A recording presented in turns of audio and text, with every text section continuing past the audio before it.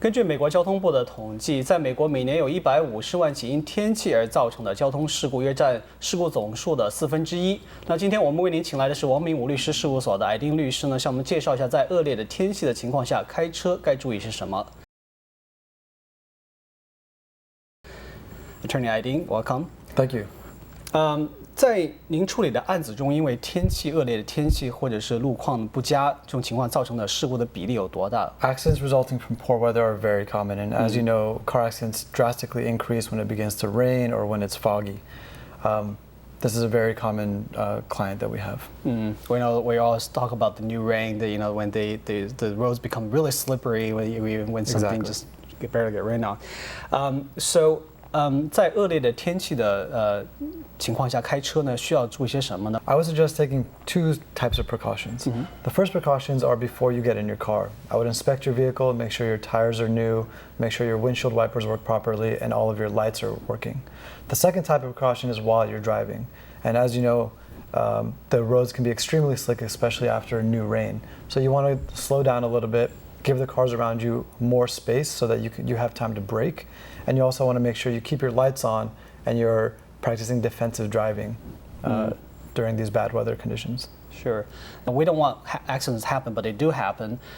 If somehow you get involved in a car accident, what common mistakes people make that later on can be turned against them when they file a claim? This is a very good question. And oftentimes when you get into an accident, you're in shock, you might be injured, and you don't know exactly what you should be doing. I think one of the most common mistakes people make is that they wait too long both to get medical treatment and to file a claim with their insurance company. And the reason why waiting too long can be dangerous is because you tend to forget things. You forget exactly how the accident happened, you may forget to take pictures, you may forget exactly what was involved in causing the accident. And the longer you wait and the more you forget, the less information you have to build your claim and to really get the compensation that you deserve.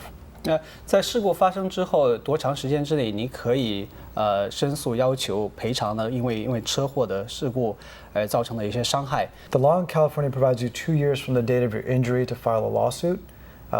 While 2 years sounds like a lot of time, that can go by very quickly.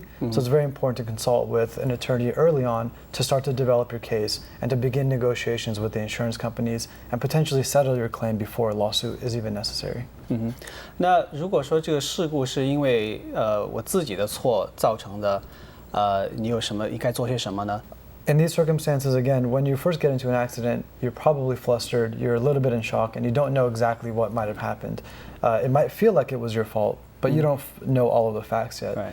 In these situations, it's very important to take your time, gather all the evidence, file a police report if that's possible, and really try to get as much facts as possible and speak to your attorney who will then conduct an investigation to find out the actual cause of the accident. Well, thank you so much, and thanks for the information. 本资讯由王明武律师事务所赞助提供。